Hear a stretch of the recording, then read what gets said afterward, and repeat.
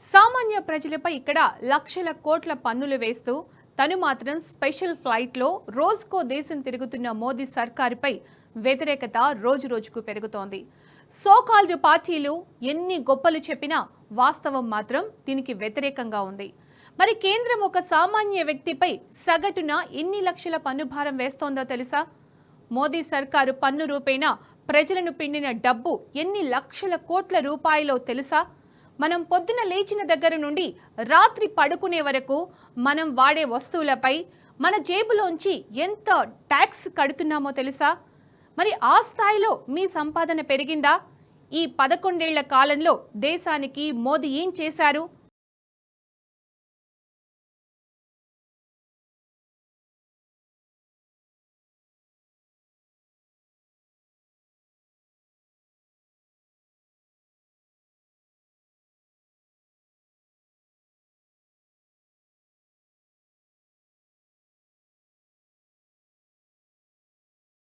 ఒకవైపు మోదీ దేశాలు తిరుగుతూ ఘన స్వాగతాలు అందుకుంటూ అత్యున్నత పురస్కారాలు పొందుతున్నారు.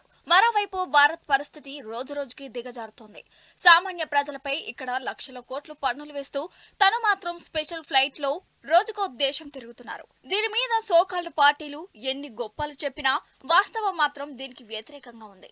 ప్రస్తుతం ఉన్న మోదీ సర్కార్కు 11 ఏళ్లు పూర్తయ్యాయి. ఈ 11 ఏళ్లలో పన్ను రూపేణా ప్రజలను పిండిన డబ్బు అక్షరాల 329 లక్షల కోట్లు.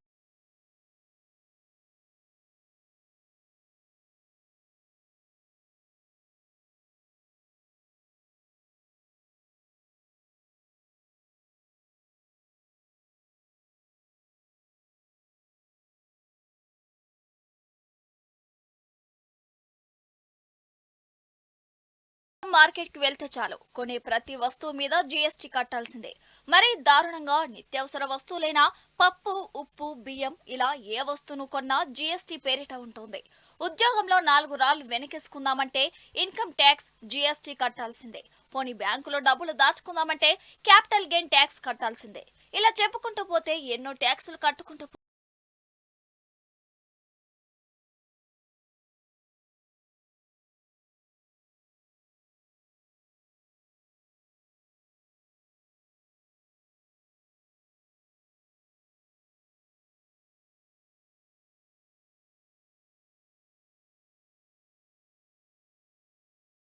ఒకవైపు గడిచిన 10 ఏళ్లలో మనకు పెరిగిన జీతం లేదా లాభాలు ప్రభుత్వానికి కట్టే ట్యాక్సుల రూపంలోనే పోతోంది. దీన్ని బట్టి చూస్తే మనం ఆదాయపరంగా మనం ఇంకా 10 ఏళ్ల వెనకే ఉన్నాం. మరోవైపు 11 ఏళ్ల మోదీ సర్కార్ పాలన సామాన్యుడి వీపుపై ఒక గుదిబండను వేసింది. లేచినప్పటి నుంచి రాత్రి పడుకునే వరకు మనం వాడే ప్రతి వస్తువు మీద మన జేబులోంచి ట్యాక్స్.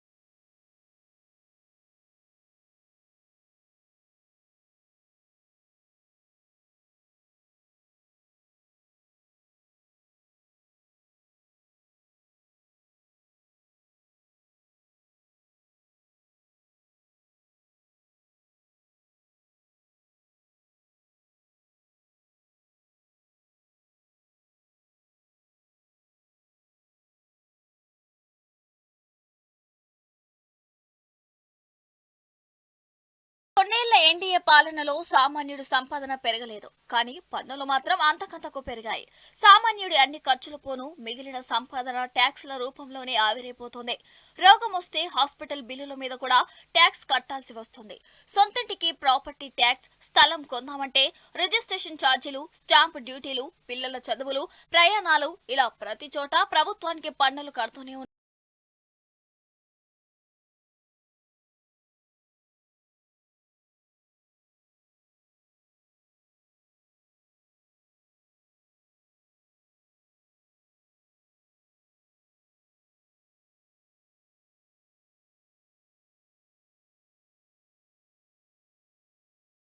ఒక బైక్ లేదా కారు కొనాలంటే లైఫ్ ట్యాక్స్ 28 నుండి 48%, పెట్రోల్పై అన్ని కలుపుకొని 55% పన్ను కట్టాల్సిందే.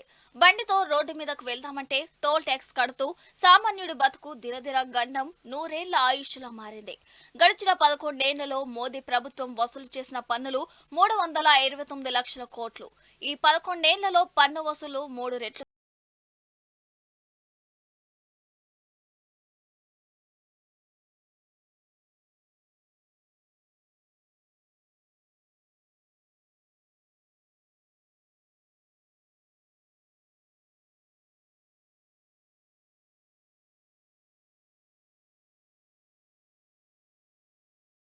పద్నాలుగులో మోదీ తొలిసారిగా ప్రధానమంత్రి అయినప్పుడు కేంద్రానికి పన్నుల రూపంలో 17.94 లక్షల కోట్ల రూపాయల ఆదాయం వస్తే 2025 నాటికి అది 50 లక్షల కోట్లు దాటింది. అంటే గడిచిన 11 ఏళ్లలో పేద మధ్యతరగతి ప్రజలపై ఎన్డీఏ ప్రభుత్వం పన్ను వసూలు 3 రెట్లు పెరిగింది. ఇక 2014లో సగటున ఒక సామాన్యుడు 12,000 రూపాయలు పన్ను కడితే 11 ఏళ్ల తర్వాత 2025 నాటికి 34,000 రూపాయల పన్ను కడుతున్నాడు. అంటే 11 ఏళ్లలో మొత్తంగా సగటున ఒక్కొక్కరికి 2.25 లక్షల పన్ను భారాన్ని మోపింది మోదీ.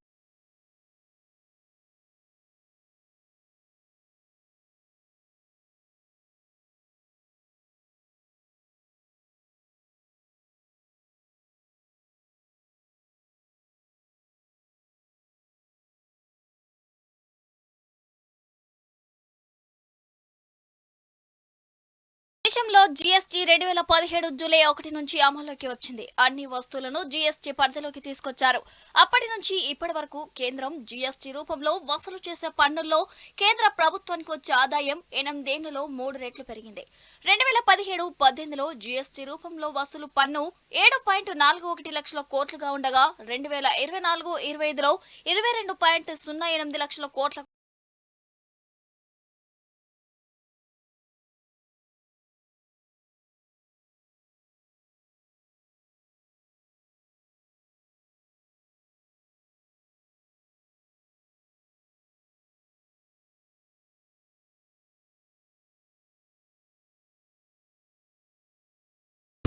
మరి ప్రజల ఆదాయం పెరిగిందా అంటే అది లేదు.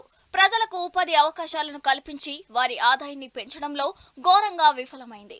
దేశంలో నిరుద్యోగ రేటు కనీవిని ఎరగని స్థాయిలో పెరిగింది.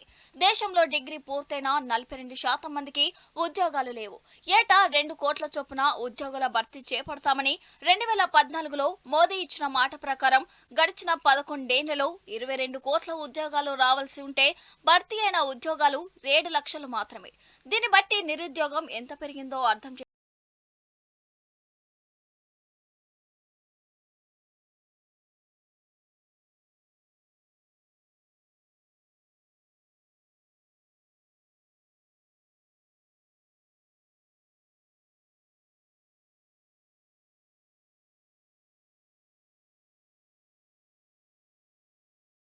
2014లో దేశంలో ఒక్క చిరుద్యోగి సగటు ఆదాయం నెలకు 7,000గా ఉంటే ప్రస్తుతం 14,000 రూపాయలు కూడా దాటలేదు. ఇక దేశంలోని ఒక్క పౌరుడి నెత్తిపై 4.8 లక్షల అప్పు ఉందని ఫైనాన్షియల్ స్టెబిలిటీ రిపోర్ట్ 2025లో తేలింది. గడిచిన 2 ఏళ్ల వ్యవధిలోనే ఈ అప్పు 90,000 మేర పెరిగింది. మరి దేశాన్ని అభివృద్ధి చేస్తున్నామని ప్రగల్భాలు పలుకుతున్న మోదీ సర్కార్ ఇప్పుడు ఏం సమాధానం చెప్తుందో చూడాలి.